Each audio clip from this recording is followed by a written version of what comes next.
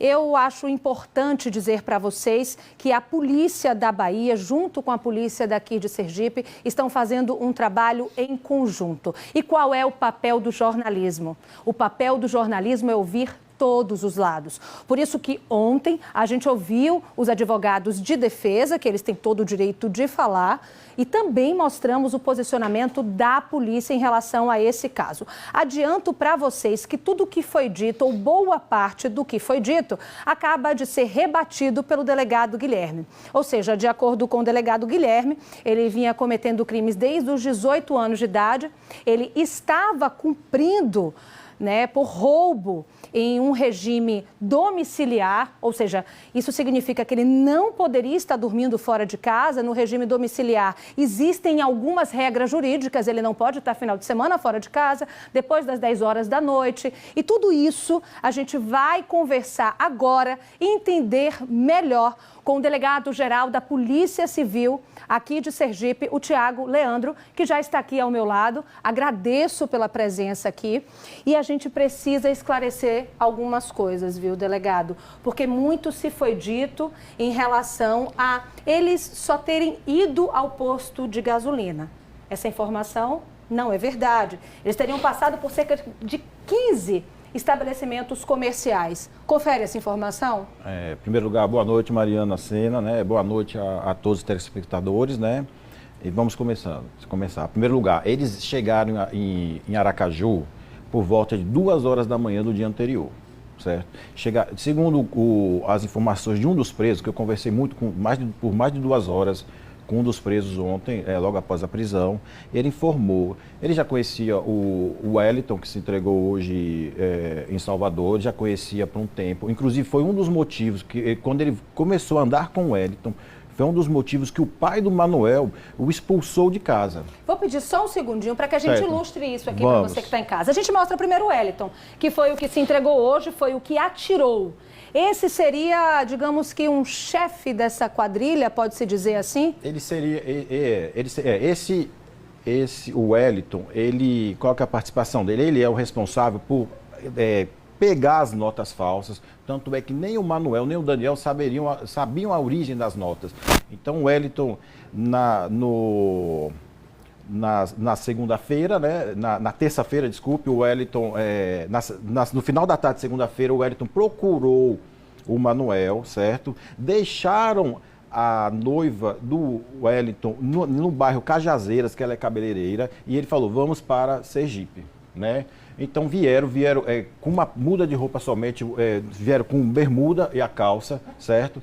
Chegaram 2 horas da manhã, por quê? Justamente porque viajar de noite? Porque não dificulta, não tem, como se fala, dificulta o policiamento. A visibilidade, tudo, É um hábito do crime, Viajar de noite, utilizar as rodovias no período noturno. Então chegaram cansados, pararam ali próximo, ele até fala, foi próximo a um shopping, que seria a nova loja em frente à rodoviária, uma loja de departamentos grande, viram um hotel, dormiram, inclusive eles falaram que não utilizaram a nota falsa para pagar o hotel para não chamar atenção.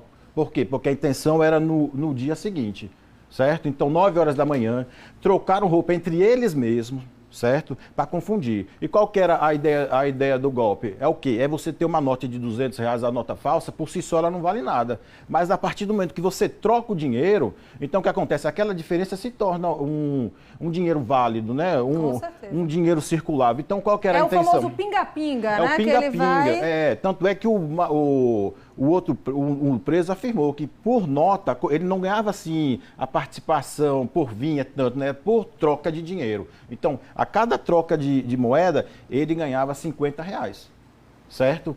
Então saíram logo cedo, começaram farmácias, lojas de conveniência, Ração, Compraram ração, papelaria. Vocês já estão acompanhando imagens, tá? É que o senhor está falando e ao lado logo do senhor a gente já está mostrando a imagem de tudo isso que eles fizeram. Certo. Inclusive eles tiveram tanta má fé, tanta maldade que até lesaram um pequeno comerciante que vende camarão ali próximo ao local onde houve onde terminou, infelizmente com vitimando o delegado de polícia, certo? Então eles foram assim. Andaram até a alimentação, foram no McDonald's, tiveram a maldade de, para trocar rapidamente 2 notas, ficaram 2 no drive e um desceu e foi pegar na recepção dinheiro, que foi o Manuel, certo? Então, ao mesmo tempo, eles conseguiram lavar no McDonald's R$ 400, certo? Nessa imagem vocês estão vendo aí é o Manuel, mas em todos os estabelecimentos...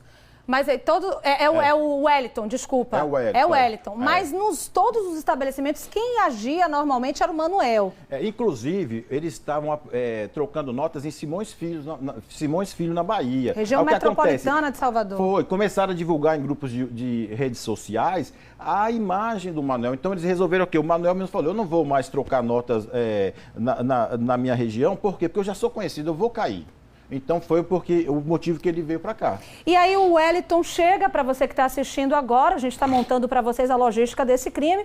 O Wellington teria convidado outras 2 pessoas. O Wellington, que está aparecendo na sua tela aqui, cumpre pena de roubo em regime aberto domiciliar, que é assim que se fala. É quando a pessoa precisa ficar em casa depois das 10 horas, não pode sair feriado, não pode sair no período do final de semana, enfim, tem várias restrições, o que ele não estava fazendo, obviamente. Esse homem foi preso na Bahia no final da manhã de hoje, que ele se entregou. Ele estaria machucado no braço direito, na versão dele, ele teria sido atingido pelo delegado. Informação que está sendo combatida, uma versão que não está sendo confirmada ainda, porque existe uma outra versão de que ele teria também se automachucado, né? Ele vai responder por associação criminosa, por estelionato por causa das notas falsas e tentativa de homicídio do delegado Marcelo Hercos. Esse homem seria o que teria convidado, como o delegado-geral Tiago Leandro está explicando aqui pra gente.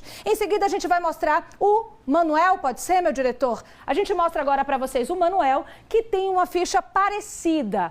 Se a gente estiver falando alguma coisa aqui, você corrige a gente, tá? Certo. O Manuel teria uma ficha parecida com a ficha do Wellington. O Manuel também estava respondendo, tá? Por roubo em regime aberto domiciliar. Ele tinha passagem em 2 lugares da Bahia, Feira de Santana e na capital também, em Salvador. Também responde agora, né, depois desse crime, por associação criminosa, estelionato e também por tentativa de homicídio.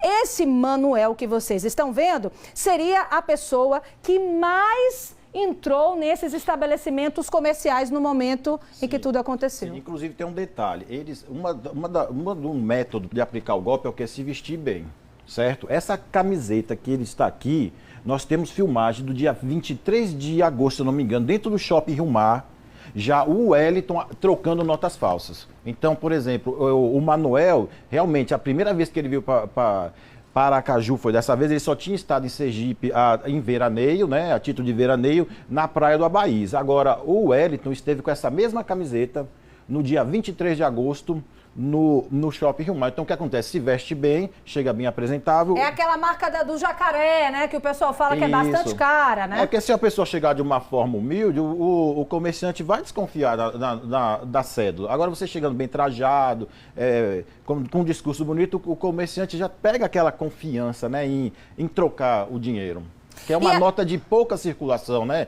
Uma coisa que é muito, assim, difícil para quem foi vítima do golpe. Por quê? Porque são poucos que conhecem a nota de R$ 200, né? Muita gente não tem, se você falar, descreva uma nota de R$ 200, a pessoa não vai saber. E tem ainda uma outra coisa, viu, delegado? Porque acaba que muitos funcionários não adquirem o hábito de passar a canetinha que verifica se a nota é falsa ou não. A gente tem uma informação, inclusive, que depois que a gente mostrou, que a gente fez uma cobertura ampla esses 2 dias, né? Hoje já é o 3º dia, nós nem mostramos outros assuntos debruçados nisso, e a gente percebe que muitos funcionários foram até a delegacia prestar queixa e só se tocaram que seria uma nota falsa depois de assistir eles por aqui. Inclusive, teve uma das notas, ela já estava na Prosegur, que é responsável pela recolha de dinheiro dos estabelecimentos. Então, ela, querendo ou não, a nota tem uma certa perfeição, né? Ela tem um poder de iludir, né? Ela engana realmente, né? Então, a gente vai falar sobre isso também, tá, gente? Porque o Douglas Magalhães conversou com uma das vítimas que vai explicar o porquê que ela não percebeu que ali seria uma nota, o que aconteceu. Foram muitos estabelecimentos, como eu falei, foi papelaria, foi loja de ração, lanchonete, farmácia. Vocês acompanham aí as imagens das notas que eles usaram e a gente vai contar para vocês o que é que aconteceu para tantas pessoas terem, né, como a gente se fala no popular, se passado em relação a essas notas. Vamos agora ao terceiro acusado de envolvimento, né, nesse crime que vitimou o delegado Marcelo Hercos, que está internado em estado grave. Foram 3 tiros que atingiram ele, está se recuperando lentamente, é um caso bastante grave. A gente deseja, é claro, a recuperação dele. E esse homem aqui é o Daniel dos Santos, 32 anos. Esse é o único que não teria passagem pela polícia. Ele falou para a polícia, o delegado vai confirmar para a gente agora se isso é verdade ou não. Ele disse que foi convidado só para dirigir. Isso confere, delegado? Confere. Ele é um motorista, né? Ele não desceu em momento nenhum, por enquanto que nós apuramos, para trocar notas, né? Inclusive tem um fato curioso sobre ele, que na hora do fato com o delegado, o que acontece? O Wellington não seria o motorista, ele que era o motorista. Como eles desceram do carro, ele deixou o carro ligado. Então o que acontece? No momento do desencadear da ocorrência, o veículo já estava ligado. E foi quando o Wellington ligou, entrou no veículo, então ele já estava com o veículo ligado, foi o que facilitou na hora que ele engatou a ré e arrastou o delegado junto com ele. Delegado, a gente também tem uma informação de que o Marcelo Hercos, no momento em que tudo aconteceu, ele que não é daqui, né, ele de Socorro, ele estaria com um amigo que ia orientar ele sobre o endereço. Ele teria falado com um amigo que ele tinha uma denúncia de maus tratos a animais e aí ele teria pedido a esse amigo uma orientação sobre o endereço. Olha, eu não sou daqui, dessa região, você pode me indicar? E o amigo teria ido com ele para essa diligência ou, enfim... Realmente, o que ocorre é o seguinte, foi aberta, né, a Delegacia de Proteção e Defesa aos Animais, recentemente. Só que ocorre, era uma demanda que estava contida há muito tempo, tem um volume gigantesco, né? A população, é uma das delegacias que a população está mais próxima. Então, o que acontece? Nós tínhamos, somente a delegada que atua lá, ela não suporta o trabalho de uma forma solitária. Então, o que nós temos? A Polícia Civil de Sergipe tem um instrumento que se chama IFV, que é o quê? Seria o popular hora extra, certo? Então, o que acontece? Como horário de expediente, geralmente na região da Grande Aracaju, região metropolitana, onde o delegado trabalha, é a Grande Aracaju. Mostrar o delegado aqui? Certo? Então, o que acontece? Nós podemos comprar a folga do policial civil, né? Isso tanto o delegado de polícia, quanto o agente de polícia e o escrivão de polícia. Então, o que acontece? Em determinadas unidades, nós suplementamos a mão de obra, né? Então, o Marcelo já vinha fazendo esse trabalho há mais de 3 meses, não só em Aracaju, como também nos demais interiores, né? Tanto é que, se procurar em notícias, né, publicadas pela imprensa, você vai ver que várias vezes ele participou, né? Ele sempre foi muito dedicado a essa causa, né, de defesa dos animais. Pois é, e o que nos entristece mais ainda, né, delegado, de saber que um delegado tão atuante, que se preocupa amplamente, né, com todos, ser sido vítima da criminalidade dessa forma. Sim, inclusive nós recebemos um volume enorme de disque denúncias, né? E a gente tem que dar, nós temos que dar uma resposta. A gente segue aqui com a entrevista, minha gente. Está aqui comigo o Tiago Leandro, delegado-geral da Polícia Civil, que está explicando para a gente, nesse momento, o que o delegado Marcelo Hercos estava fazendo. Ele já adiantou que ele estava apurando algumas informações em relação a maus tratos de animais. E aí, pode concluir, ele estaria com um amigo que não era policial. Não, aí, inclusive, Marcelo, ele fazia muitas diligências sozinho. Marcelo é um cara muito preparado. Marcelo Hercos, ele tem curso da SWAT americana. Ele é um dos poucos delegados do Estado e dos policiais civis também, que foi um outro agente de polícia, Alisson, que também fez esse curso, que o Estado pagou para ele fazer um curso em Israel. né? Então Marcelo tem vários cursos de operações especiais, ele tem instruções pelo BOP do Rio de Janeiro, Marcelo tem curso de selva, né? E Marcelo é um delegado que todo município que ele já passou por Itabaiana, as principais cidades do estado, Itabaiana, Lagarta, Estância, Boquim, que é no centro-sul do estado. Então ele é um delegado assim que sempre teve, um delegado operacional, ele não é um delegado típico de gabinete, ele é um delegado de rua, é um delegado assim, preparado, né?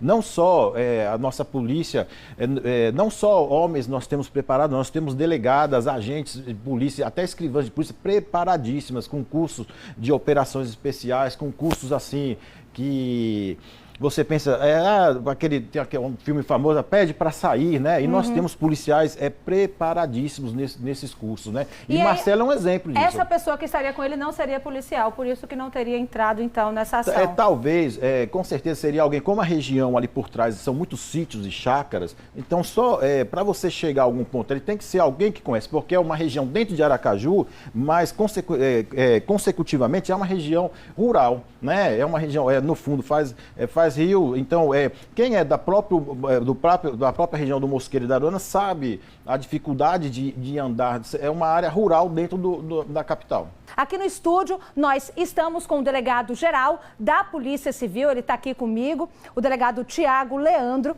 que vai explicar para a gente os trâmites da polícia em relação à vinda do Wellington Bispo, que foi preso lá na Bahia, e vai explicar para a gente agora também em relação ao que esses dois suspeitos vão responder. A notícia atualizada de agora, que tem um quarto envolvido nesse crime, que ele já é considerado foragido. Antes de falar isso com o senhor, eu chamo ao vivo aqui o nosso repórter Douglas Magalhães, que vai trazer agora o resultado da audiência de custódia. Boa noite, Douglas, é com você. Esses homens vão ficar presos ou não?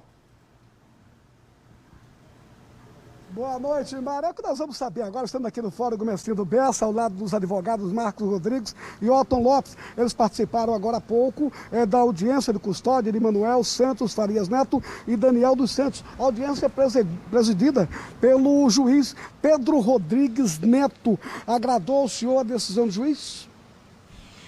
Boa noite, Douglas. Boa noite, Mari. Boa noite a todos os nossos telespectadores dessa emissora briosa e do programa Cidade Alerta. Óbvio que não, né? Gostaria, inclusive, de enaltecer o procedimento que foi todo respeitado da audiência de custódia, mas fazer uma crítica, porque estávamos vindo, né, de Salvador para cá há pouco menos de 20 minutos, Mari, e o magistrado não nos permitiu, não nos aguardou para fazer a audiência presencial. E tivemos que parar o carro, né, no meio da estrada para fazer uma audiência por videoconferência. Então, vocês arguíram a liberdade provisória, o juiz optou por uma prisão preventiva. Na verdade, arguímos outros pedidos, Mari. Em primeiro plano, falamos acerca do relaxamento de prisão para o caso do Manuel e do Daniel, até porque deixar claro a única prova até agora anexada ao auto de prisão em flagrante, que é o vídeo, deixar claro que os dois não praticaram a tentativa de homicídio. Consequentemente, Mari, falamos também acerca do crime de moeda falsa. O crime de moeda falsa, Mari, é um crime da competência da Justiça Federal. Mas não sei por qual motivo a autoridade policial tipificou no crime de estelionato e veio para a Justiça Estadual. E, por fim, o crime de associação criminosa, que tem várias elementares que não foram preenchidas. E, passando pelo relaxamento de prisão, aí vamos analisando e questionando acerca da liberdade provisória. Por que, Mari e Douglas, numa questão de futurologia de uma sentença, eles não vão ser presos por uma condenação? E por que preso provisoriamente? Será que é por causa e unicamente do clamor público que a todo momento a representante do parquê, a representante do Ministério Público arguiam em seu parecer? Fica a pergunta. Então os seus clientes ficaram presos? Ficaram presos de forma preventiva, Mari e Douglas. É uma prisão que não tem prazo, né, que com o advento do pacote anticrime, agora no final do ano, ela tem que ser reanalisada a cada 90 dias, mas isso não nos impossibilita de buscar a liberdade no duplo grau de jurisdição, ou seja, nos tribunais superiores. Ok, olha, os dois acusados saíram daqui do Fórum Comercindo Bessa com destino ao COP, onde vão permanecer presos. Nós gostaríamos de agradecer aos dois advogados por estarem aqui no Cidade Alerta. Muito obrigado. Boa noite, doutor. O doutor Otto, que não falou, boa noite, senhor. Muito obrigado a vocês. É com você, Mari. Agradeço pelas informações, por uma questão, né, jornalística. A gente ouve aí os advogados de defesa, mas agora estamos aqui, voltamos a falar sobre a audiência de custódia e da possível vinda aqui do Wellington Bispo, que foi preso lá na Bahia e pode ser trazido para cá a qualquer momento. No primeiro momento, queremos falar dessa audiência de custódia. Esses dois homens que estão acusados de envolvimento, são 3 acusações, associação criminosa, eles também estão sendo acusados de tentativa de homicídio e também o estelionato. O que é que ficou decretado nessa audiência? Foi decretada a prisão preventiva dos dois, né? Já que os outros não foram submetidos à audiência de custódia, foi mandado de prisão, eles vão ser conduzidos para o presídio e ficarão à disposição da justiça, né? Qualquer questionamento da defesa que seja feita judicialmente, né? A Polícia Civil não vai, como se fala, ficar debatendo com todo respeito, principalmente à OAB, né? A OAB de Sergipe, uma instituição assim de renome fantástica, né? Nós temos advogados criminalistas em Sergipe, temos até advogados que participaram, né, de estudos do novo Código de Processo Penal. Então não cabe à Polícia Civil fazer qualquer debate com advogado, isso cabe ao Poder Judiciário, certo? O que nós temos de concreto é o quê? O Wellington está preso, está prestes a ser recambiado. Nós já representamos junto à vara de correição da Corregedoria do Estado da Bahia, certo? Estamos aguardando a posição. Já estamos com a aeronave pronta, né? 2 pilotos, um delegado e um agente de polícia, para que possa conduzir o Wellington até aqui e seja feita a transferência para um presídio, onde ele possa ser julgado, vai ser dado o direito para a defesa judicialmente, tudo isso são passos da justiça que a polícia, nosso papel é o quê? É investigar, apurar, né? E colocar à disposição da justiça. Então, esse resultado é que a prisão em flagrante foi agora determinada como prisão preventiva. Foi convertida em prisão preventiva, né? Na audiência de custódia se avalia principalmente se houve algum abuso por parte da polícia, né? Na audiência de custódia não se discute o tipo penal, essas questões, se discute o quê? A legalidade da prisão, né? Então, foi considerado que eles estavam ainda em flagrante delito, então, agora cabe ao que a polícia transferi-los para um presídio e colocar à disposição da justiça. E a gente vai fazer todo o trajeto feito por esses homens. Como eu prometi para vocês, temos imagens de câmeras de segurança e temos também o passo a passo deste Wellington. O Wellington que foi preso lá na Bahia, pode ser transferido para cá, como o delegado acabou de dizer para a gente. E esses 2 rapazes aí que estavam com ele também acabaram de passar por audiência de custódia, o Manuel e o Daniel. A gente vai entender o porquê, qual foi a estratégia deles de se separarem, como foi que esse Wellington seguiu em fuga, quem ele procurou, onde ele parou. E olha só, minha gente, eu chamo ele aqui porque temos novidades em relação a esse caso. Nesse primeiro momento, delegado, vamos mostrar mais ou menos o trajeto que esses suspeitos fizeram no dia do crime, tá? Sim. Foram 15 estabelecimentos, a gente mostra para vocês uma arte que a gente fez, eles passaram por farmácia, loja de ração, papelaria, lanchonete, posto de combustíveis, os bairros Bugio, Santos Dumont, Centro e também 13 de Julho, Atalaia e Aruana. Essas são informações confirmadas, então, confirmado, né? Ainda falta acrescentar aqui o bairro Lamarão também, que eles estiveram por muito tempo na região do Lamarão. Então, na verdade, são pessoas que vieram para cá para isso, exclusivamente. Já vieram com o dolo, com a vontade de lesar os cidadãos sergipanos, né? A gente tem uma informação, delegado, de que eles teriam usado um mecanismo que seria colocar um tipo de óleo nessas notas para que a caneta Para quem não sabe, nos estabelecimentos comerciais, as pessoas têm uma caneta para verificar se a nota é falsa ou não. O nosso questionamento, né, no começo, quando estávamos debruçados nesse caso aqui, com o jornalismo aqui da TV Atalaia, a nossa produção, direção, edição, e a gente ficou sem entender porque tantas pessoas vítimas e não foram logo denunciar o que teria acontecido. E aí veio essa informação. Essa informação é confirmada? Eles teriam realmente passado esse tipo de óleo nas notas, o que teria impedido da caneta mostrar que era nota falsa? Olha, Mariana, nós podemos confirmar isso, nós dependemos do Instituto de Criminalística, né? Nós dependemos do resultado da perícia.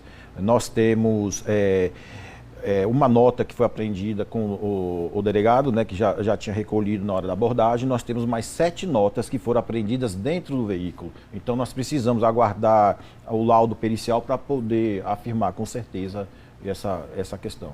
A gente tem uma informação que em uma papelaria até o Manuel, que na imagem vocês viram aqui mais cedo, é o que seria o mais magrinho dos 3, da cor branca, ele que tem passagem já respondia por roubo, no momento estava cumprindo, né, a prisão domiciliar por causa desse roubo em 2 locais, um em Feira de Santana e o outro em Salvador, que ele teria entrado numa papelaria, teria dado a nota de R$200 para comprar papel mesmo, A4, por R$32. E aí, com esse dinheiro, né, que seria o troco, eles iam fazendo essa troca. Era mais ou menos assim. Isso, se eu não me engano, salvo me engano, foram 2 resmas de papel A4 que estavam na mala do carro. Não só tinha isopor, muita fralda, tinha alimentos, né? Eles foram pequenos produtos. A intenção era o quê? Não é o produto, a intenção é trocar o dinheiro.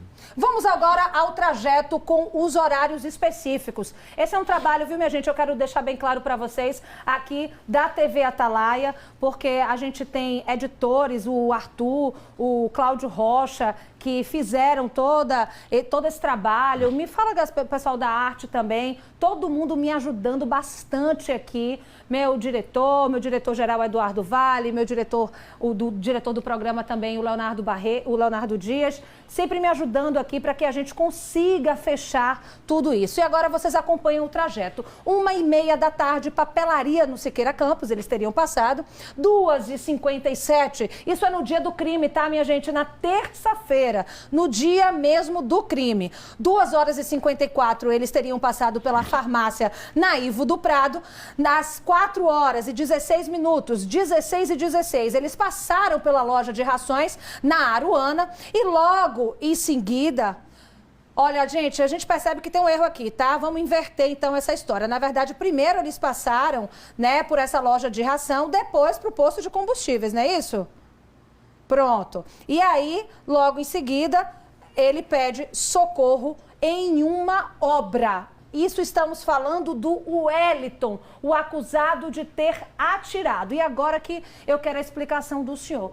Quem socorreu esse Wellington? O que é que ele falou para essas pessoas?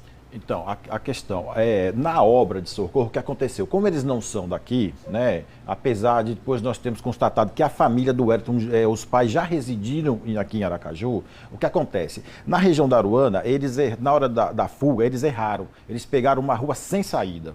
Então eles se depararam, uma entrada era do condomínio e virando à esquerda, dava no fundo de um shopping em construção. Então o que acontece? Os outros 2 presos confirmaram. Quando se depararam com a rua sem saída, ele deu o quê? O Wellington deu um cavalo de pau com o carro, estacionou o carro e mandou os outros 2. Desce, desce, desce, corre, corre pro mato, desce, desce, desce. Foi na hora que os presos visualizaram a pistola do delegado, a pistola Glock, que inclusive tem um detalhe, que é uma lanterna tática que alguns policiais usam. Ele falou, a pistola estava na perna do Wellington. Certo? Foi quando ele falou, corre, corre, corre, e que ele percebeu que o Wellington estava com um tiro no braço. Ele afirmou, não, ele tá com um buraco grande no braço. Quem afirmou, delegado? O preso, o Manuel. O Manuel, que é o mais magrinho, branquinho, ele falou, eu vi a pistola com o Wellington. Então, o que aconteceu? O Wellington, como ele sabe conversar, né? O perfil do golpista é o quê? Saber argumentar, certo? Ele correu pro lado esquerdo, 2 correram em direção ao mato e ele correu na rua. E na rua realmente tinha uma obra. Então ele, como na gíria popular, policial, a gente fala um desdobro. Ele tentou aplicar um desdobro, uma conversa em cima do funcionário. Porque se ele alegasse como foi alegado, pensou que fosse um assalto. Qual que era o posicionamento dele? Era parar, ligue para a polícia militar, eu fui assaltado, eu sofri uma tentativa de assalto. Não, ele ficou um tempo com o pedreiro. As pessoas que ele procurou acreditaram nele, na versão dele, que o Wellington disse que foi assaltado? Acreditou.